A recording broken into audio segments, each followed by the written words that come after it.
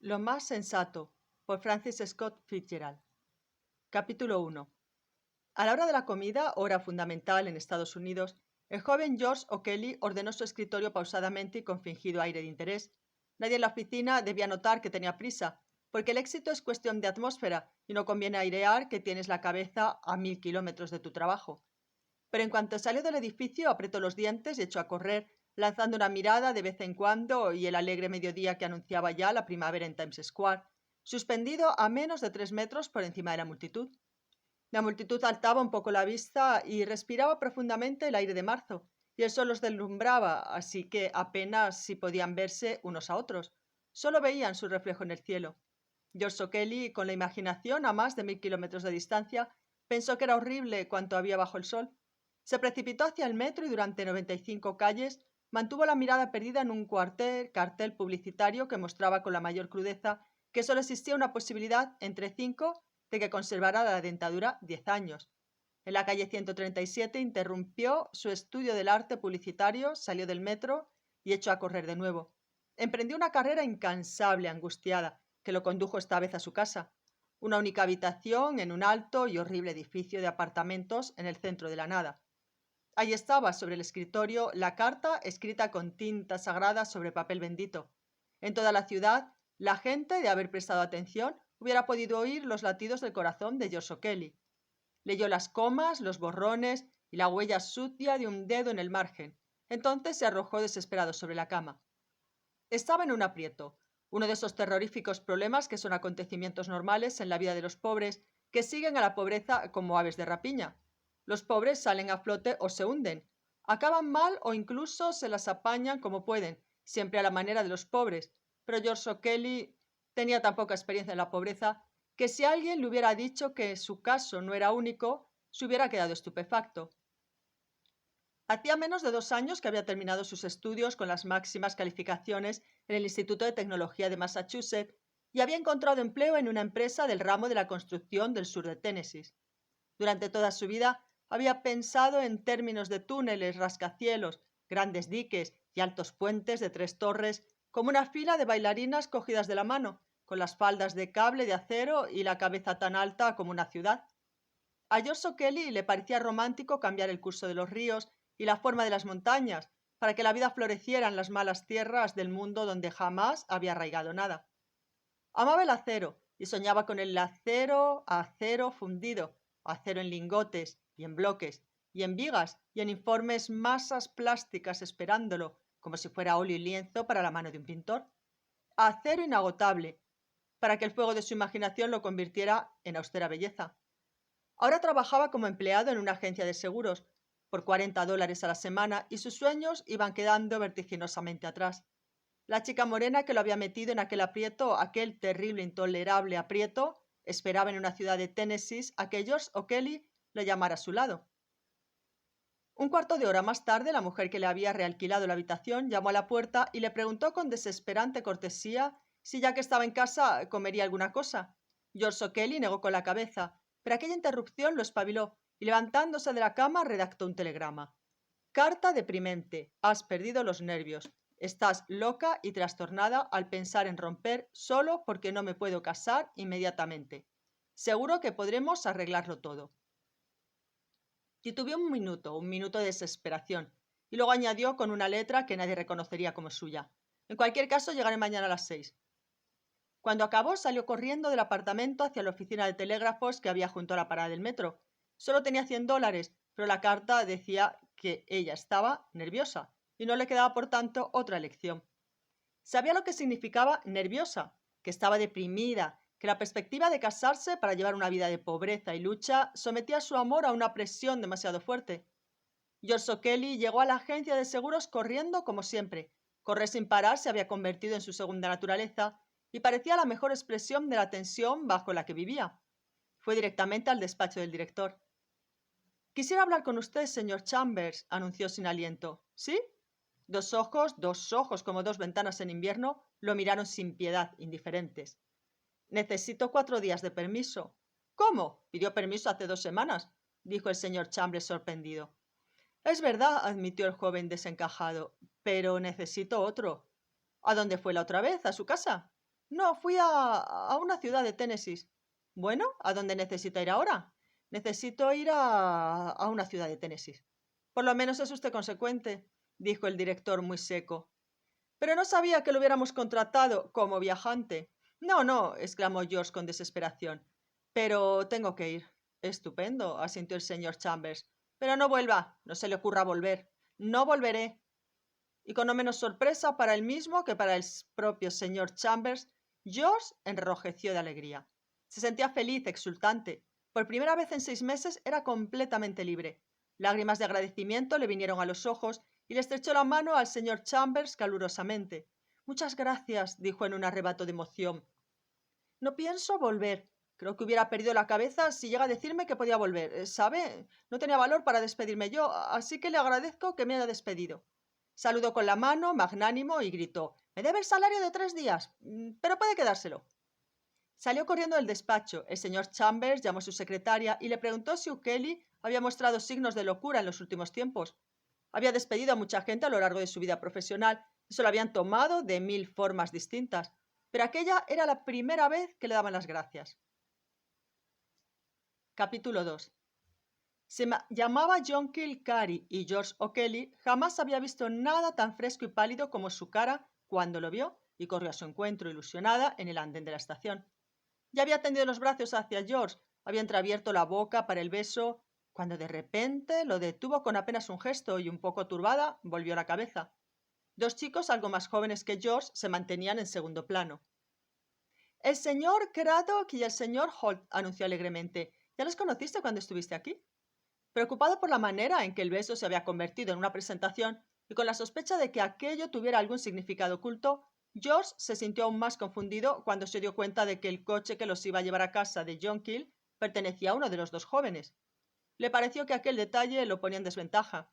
Durante el trayecto, John Keel animó la conversación entre los asientos delantero y trasero, y cuando George, al amparo del crepúsculo, intentó pasarle el brazo por los hombros, lo obligó con un rápido movimiento a que se contentara con cogerle la mano.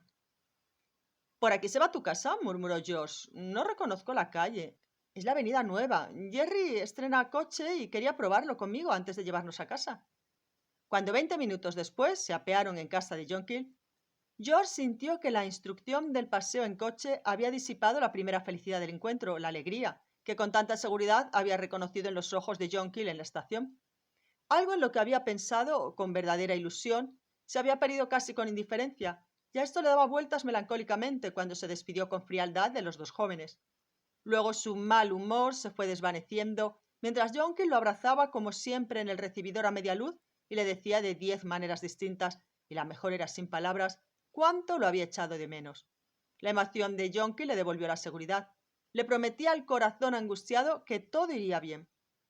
Se sentaron juntos en el sofá, rendidos los dos ante la presencia del otro, lejos de todo menos de su ternura vacilante. A la hora de la cena, aparecieron los padres de John Keel. Se alegraban de ver a George. Lo querían y habían seguido con interés su carrera de ingeniero cuando llegó a Tennessee hacía más de un año. Habían sentido mucho que renunciara a su carrera y se fuera a Nueva York en busca de otro trabajo más provechoso a corto plazo. Pero aunque lamentaban que hubiera abandonado su carrera, lo comprendían y estaban dispuestos a aceptar el compromiso con su hija. Durante la cena le preguntaron cómo le iban las cosas en Nueva York. «Muy bien», dijo con entusiasmo, «me han ascendido, gano más». Se sintió despreciable al pronunciar aquellas palabras, pero los veía tan contentos. «Seguro que te aprecian», dijo la señora Cary. «Seguro, o no te hubieran dado 2 permisos en 3 semanas». «Les he dicho que tenían que darme permiso», se apresuró a explicar George. «Les he dicho que si no me lo daban, no volvería a trabajar para ellos». «Pero deberías ahorrar», le regañó cariñosamente la señora Cary, «y no gastar de todo el dinero en estos viajes tan caros». Acabó la cena. John Keel y George estaban otra vez solos, abrazándose. «Qué contenta estoy de que hayas venido», suspiró John Keel. «Me gustaría que no te fueras nunca, cariño». «¿Me has echado de menos?» «Mucho, mucho». «¿Vienen a verte otros a menudo, como esos dos chicos?» La pregunta le sorprendió. Los ojos negros aterciopelados lo miraban fijamente. «Pues claro que vienen, todos los días. Te lo he contado en las cartas, cariño».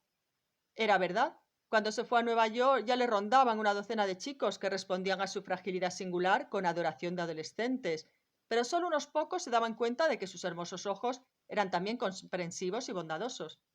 «¿Qué quieres, que no salga?», preguntó John Keel, retrepándose en los cojines del sofá hasta que pareció que lo miraba a muchos kilómetros de distancia.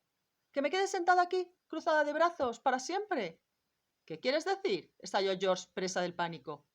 ¿Que nunca tendré bastante dinero para casarme contigo? No saques conclusiones apresuradas, George. No estoy sacando conclusiones, es lo que tú has dicho. Entonces George se dio cuenta de que estaba pisando terreno peligroso. No deseaba que la noche se estropeara. Intentó volver a abrazarla, pero John Keel se resistió inesperadamente, diciendo: hace calor, voy a poner el ventilador. Puso el ventilador y volvieron a sentarse juntos, pero George estaba muy susceptible y sin querer se adentró en el terreno que había querido evitar. ¿Cuándo vas a casarte conmigo? ¿Puedes casarte conmigo? Entonces perdió los nervios y se levantó de un salto. «¡Apaga ese maldito ventilador!», gritó. «Va a volverme loco. Es como el tic-tac de un reloj que no para de sonar todo el tiempo que estoy contigo. He venido para ser feliz y olvidarme de Nueva York y del tiempo». Volvió a sentarse en el sofá tan repentinamente como se había levantado. John Keel apagó el ventilador y, apoyando la cabeza de George en su regazo, empezó a acariciarle el pelo. «Quedémonos así», dijo con ternura. «Así, callados. Yo te dormiré. Estás muy cansado y nervioso, y tu amor te va a cuidar». «Pero yo no quiero quedarme así», protestó George, levantándose de repente. «No quiero quedarme así de ninguna manera. Quiero besarte. Eso es lo único que me descansa. Y no estoy nervioso. Tú eres la que está nerviosa. Yo no estoy nervioso en absoluto». Para demostrar que no estaba nervioso, se levantó del sofá y se dejó caer pesadamente en una silla en la otra punta de la habitación. «Precisamente cuando puedo casarme contigo me escribes cartas nerviosísimas, como si tú ya no quisieras casarte, y tengo que venir corriendo». «No tienes que venir si no quieres». «Pero yo quiero», insistió George. Le parecía que estaba comportándose de una manera perfectamente fría y razonable, y que era ella la que lo empujaba deliberadamente a la discusión. Cada palabra los separaba más y más, pero era incapaz de detenerse, incapaz de que la preocupación y el sufrimiento no se transparentaran en su voz. Y un minuto después, John Keel empezó a llorar con verdadera pena, y George volvió al sofá y la abrazó. Ahora tenía que consolarla, le hacía apoyar la cabeza en su hombro, susurrándole palabras repetidas muchas veces, hasta que se tranquilizó y solo temblaba de vez en cuando y se estremecía en sus brazos. Una hora permanecieron así, mientras los pianos del atardecer derramaban en la calle sus últimos compases. George no se movía, ni pensaba, ni esperaba nada, adormecido, pero insensibilizado por el presentimiento del desastre.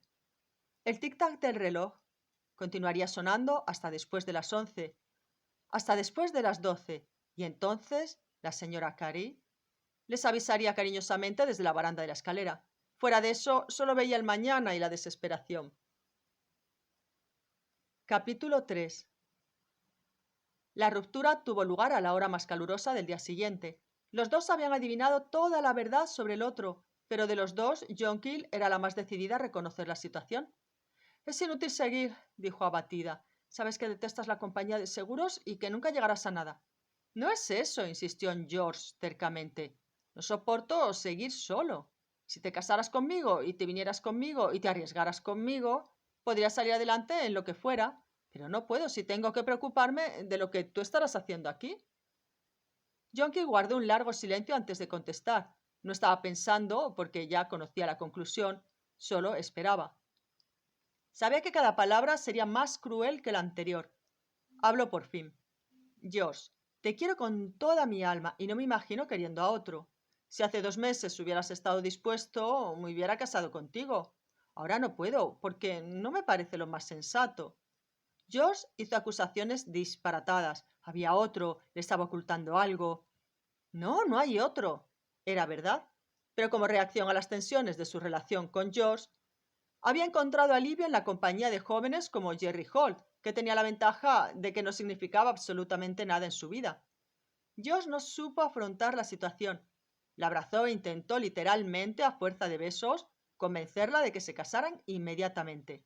Cuando fracasó en su intento, se enfrascó en un largo monólogo que rebosaba lástima de sí mismo y solo acabó cuando se dio cuenta de que se estaba mostrando despreciable a los ojos de John Keel.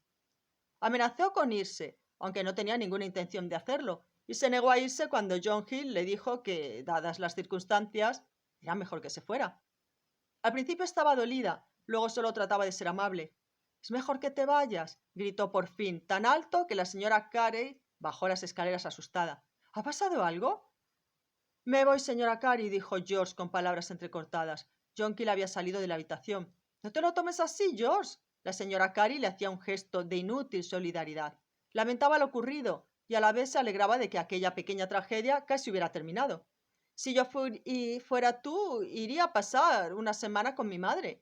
Quizá después de todo sea lo más sensato. Por favor, cállate, gritó. No me digas nada. John Keel entró de nuevo en la habitación.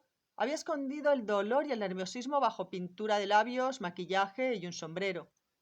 He llamado a un taxi, dijo con voz impersonal. Podemos dar un paseo hasta que salga el tren. Y ya estaba John Keel en el porche. George se puso el abrigo y el sombrero y permaneció un instante, como si estuviera muy cansado, en el recibidor. Apenas había comido un bocado desde que salió de Nueva York.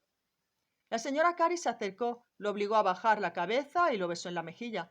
Y George se sintió absolutamente ridículo y poco convincente, porque sabía que la escena había sido ridícula y poco convincente. Si se hubiera ido la noche antes, se hubiera despedido por última vez con un mínimo de orgullo.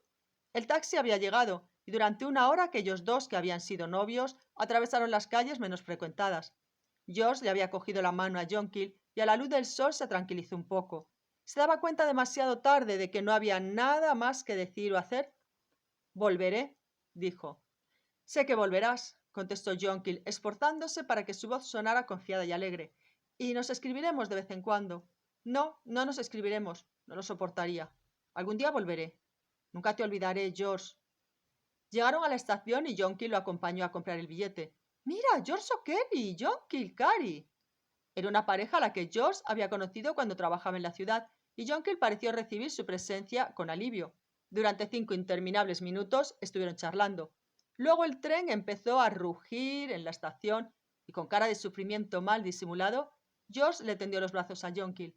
Ella dio un paso indeciso hacia él, dudó y le estrechó la mano rápidamente, como si se despidiera de un amigo ocasional.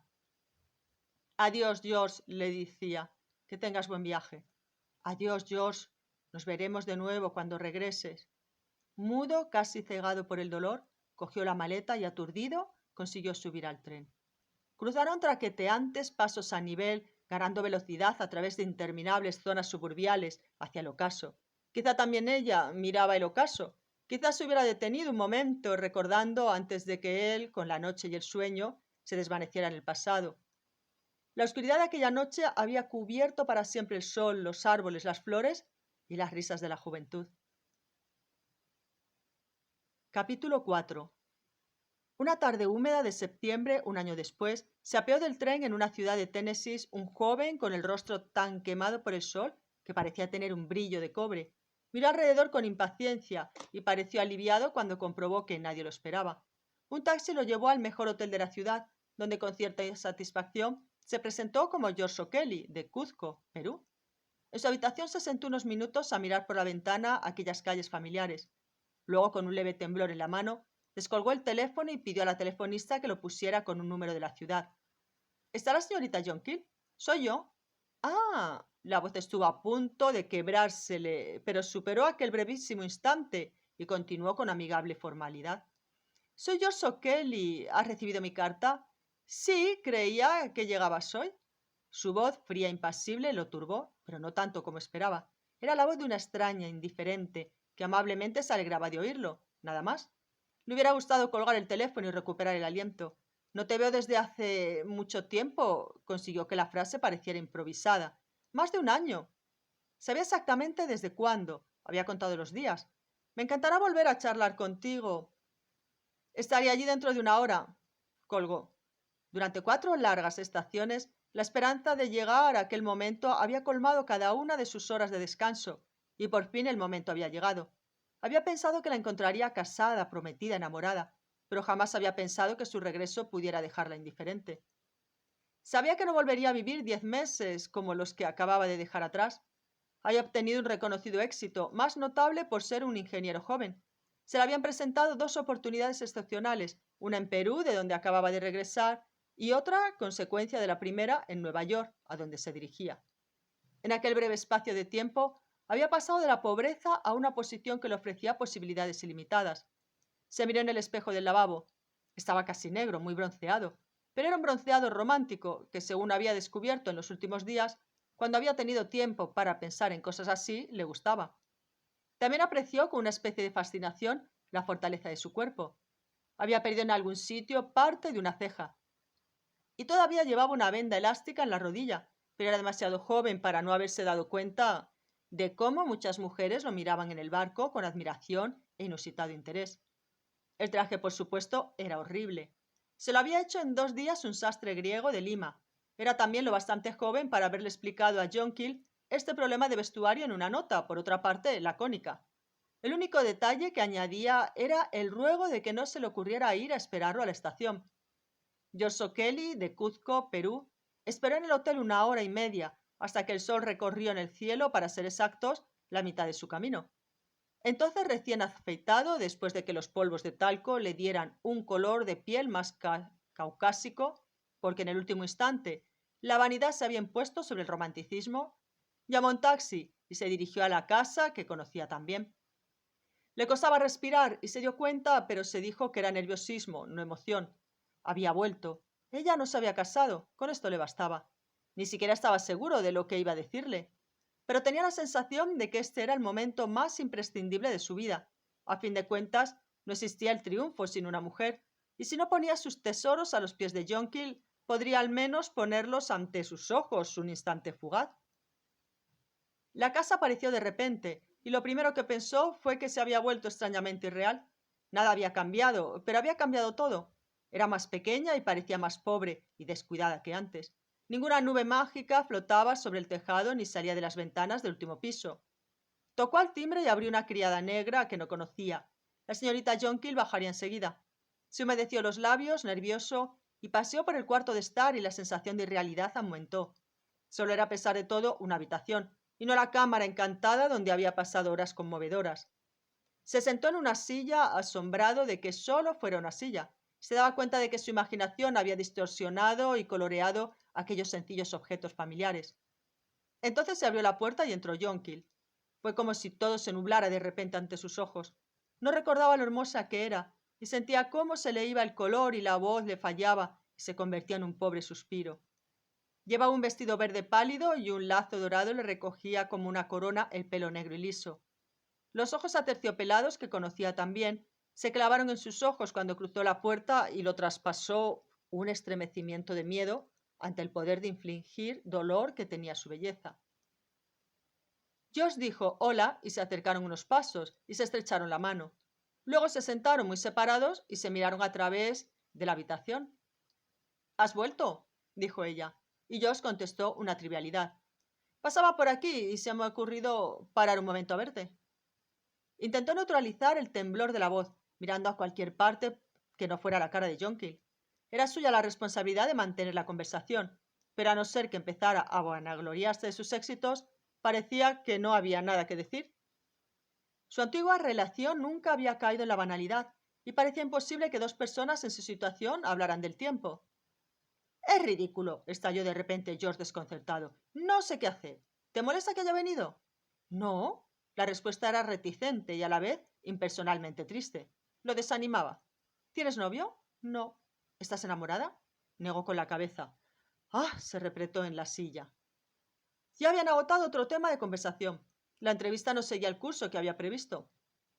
«Jonquill», comenzó ahora en un tono más suave, «después de todo lo que nos ha pasado, quería volver a verte. Haga lo que haga en el futuro, nunca querré a nadie como te he querido a ti». Era una de las frases que llevaba preparadas. En el barco le había parecido que la frase tenía el tono adecuado, una alusión a la ternura que siempre había sentido por ella, combinada con una muestra poco comprometedora de su actual estado de ánimo. En aquella habitación, con el pasado a su alrededor, cerca, el pasado que cada vez pesaba más en la atmósfera, la frase le pareció teatral y rancia. Jonquill no contestó, inmóvil en su silla, mirándolo con una expresión que podía significar todo o nada. «Ya no me quieres, ¿verdad?», preguntó George con voz segura. «No». Cuando un minuto después entró la señora Carey y comentó su éxito, el periódico local había publicado media columna al respecto, George experimentó una mezcla de emociones. Ya sabía que aún deseaba a aquella chica, y también sabía que algunas veces el pasado vuelve. Eso era todo. Por lo demás, debía ser fuerte y estar en guardia, a la expectativa. «Y ahora», decía la señora Carey, «me gustaría que fuerais a visitar a la señora de los crisantemos. Me ha dicho que quiere conocerte porque ha leído lo que publica el periódico sobre ti. Fueron a ver a la señora de los crisantemos. Iban andando por la calle y George recordó con una especie de emoción que los pasos de Jonquil más cortos se cruzaban siempre con los suyos. La señora se desvivió por ser amable y los crisantemos eran enormes y extraordinariamente hermosos. Los jardines de la señora estaban llenos de crisantemos, blancos, rosa y amarillos. Estar entre aquellas flores era como haber vuelto al corazón del verano. Había dos jardines llenos, separados por una verja, y la señora fue la primera en atravesarla cuando entraban en el segundo jardín. Entonces sucedió algo raro. George se apartó para que Jonquil pasara, pero Jonquil, en vez de entrar, se quedó inmóvil, mirándolo fijamente. No fue tanto la expresión, que no era una sonrisa, como el instante de silencio. Se vieron en los ojos del otro y aspiraron una breve y apresurada bocanada de aire, y entraron en el segundo jardín, y nada más. La tarde declinó, le dieron las gracias a la señora y volvieron a casa despacio, pensativos, juntos. También durante la cena permanecieron en silencio. George le contó al señor Carey algo de lo ocurrido en América del Sur y se las arregló para dejar claro que en el futuro todo le seguiría yendo viento en popa. Entonces terminó la cena y Jonquil y George se quedaron solos en la habitación donde su amor había empezado y había acabado. A George le parecía que todo había sucedido hacía mucho tiempo, que todo era indeciblemente triste. Nunca se había sentido tan débil, tan cansado, tan infeliz, tan pobre, porque sabía que aquel chico de hacía 15 meses tenía algo, confianza, afecto, que se había ido para siempre. Lo más sensato, habían hecho lo más sensato. Había canjeado su primera juventud por fortaleza, y la desesperación había sido el material con que había construido su éxito, y con la juventud la vida se había llevado la frescura de su amor. No quieres casarte conmigo, ¿verdad?, dijo tranquilo. Jonquil negó con la cabeza. No pienso casarme, contestó. George asintió. Mañana por la mañana me voy a Washington, dijo. Ah, me tengo que ir. Tengo que estar en Nueva York a primeros de mes y quiero pasar por Washington. ¿Negocios? No, dijo como sin ganas. Me gustaría ver a alguien que se portó bien conmigo cuando yo estaba tan hundido. Se lo estaba inventando. No tenía que ver a nadie en Washington, pero observaba a Jonquil con toda la atención de que era capaz. Estaba seguro de que se había estremecido. Había cerrado los ojos, los había vuelto a abrir desmesuradamente. Pero me gustaría antes de irme contarte todo lo que ha pasado desde que te vi por última vez. Como quizá no volvamos a vernos, me pregunto si no te gustaría sentarte en mi regazo como hacíamos entonces. No te lo pediría si no estuviéramos solos, pero bueno, quizás sea una tontería. Yonki la sintió y se sentó en su regazo como tantas veces en aquella primavera perdida. La sensación de su cabeza en el hombro de su cuerpo bien conocido lo emocionó. Los brazos querían estrecharla y George se retrepó en la silla y meditabundo empezó a hablarle al aire. Le contaba las 2 semanas de desesperación en Nueva York, que acabaron con un interesante, aunque poco lucrativo, trabajo en una obra de Jersey City. Cuando se le presentó la oportunidad de trabajar en Perú, no parecía nada extraordinario. Era un puesto de tercer ayudante del ingeniero de la expedición. Pero solo 10 estadounidenses, entre ellos 8 fotógrafos, habían llegado a Cuzco. 10 días más tarde, el jefe de la expedición moría de fiebre amarilla, y así se le había presentado su oportunidad. Una oportunidad que incluso un tonto hubiera aprovechado. Una oportunidad maravillosa. ¿Un tonto?, lo interrumpió Jonquil inocentemente. Incluso un tonto, continuó. Era maravilloso. Entonces mandé un telegrama a Nueva York y entonces volví a interrumpirlo. ¿Te contestaron que podías aprovechar la oportunidad? ¿Que podía?, exclamó, apoyándose en el respaldo de la silla. ¿Que tenía que hacerlo? No había tiempo. Ni siquiera un minuto. Ni un minuto. Ni siquiera un minuto para... ¿Para qué? Mira. Josh inclinó la cabeza de repente y en el mismo instante Yonki se le acercó, los labios entreabiertos como una flor. Sí, le susurraba George en la boca. Todo el tiempo del mundo. Todo el tiempo del mundo. La vida de él y la vida de ella. Pero por un momento, mientras la besaba, comprendió que aunque buscara durante toda la eternidad, nunca encontraría aquel abril perdido. Podía abrazarla hasta que le dolieran los músculos. Jonquil era algo extraño, deseable, por lo que había luchado, que le había pertenecido. Pero nunca volvería a ser un susurro intangible en la oscuridad, en la brisa nocturna. Bueno, se acabó, pensaba. Se acabó abril, se acabó. Existen en el mundo amores de todas las clases, pero nunca el mismo amor 2 veces.